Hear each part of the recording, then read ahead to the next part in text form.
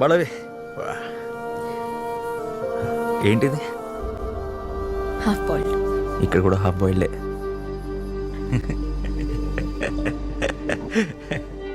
Joke brother. So నీకు మంద అలవాటు లేదనమాట?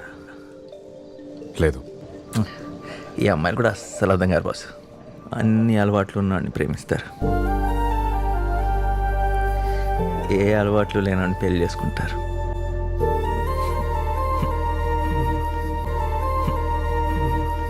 తాగున్నాను బ్రదర్, ఏమనుకోవద్దు. అవును బ్రదరు,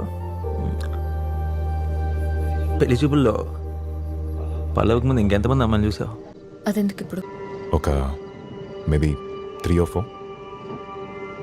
అంటే పల్లవి నంబర్ 5 అన్నమాట.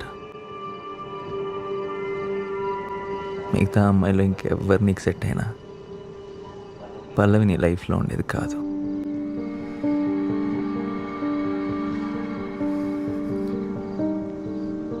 పల్లవి నీకు ఆప్షనే తప్ప చాయిస్ కాదు. కానీ నేను అలా కాదు బ్రదర్.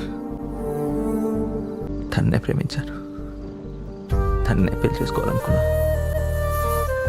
చావైనా బతుకైనా తనతోనే అనుకున్నాను.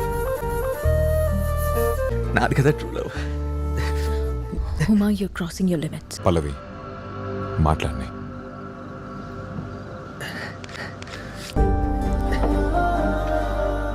పెళ్లి చూపుల్లో పల్లవి నేనేం అడిగా బ్రదర్?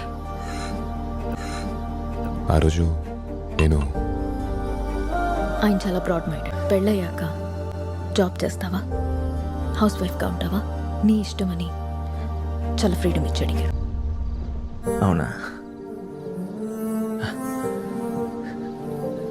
మరి ఇంతకుముందు ఎవరినైనా ప్రేమించావని అడగలేదా బ్రదర్?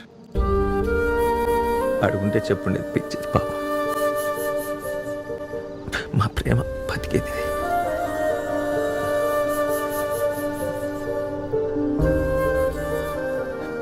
ఇదేముంది బ్రదర్, ఇంకో పెళ్లి చూపులు అంతేగా. Stop it. చైల్డిష్గా మాట్లాడుకో. ఓకే, నేను చైల్డిష్, మీరు matured. I have a question for you. అడుగు. ఒక అమ్మాయి తన భర్తతో సంతోషంగా లేననుకొని ఇంకొకరితో వెళ్ళిపోతే దాన్ని ఏమంటారు?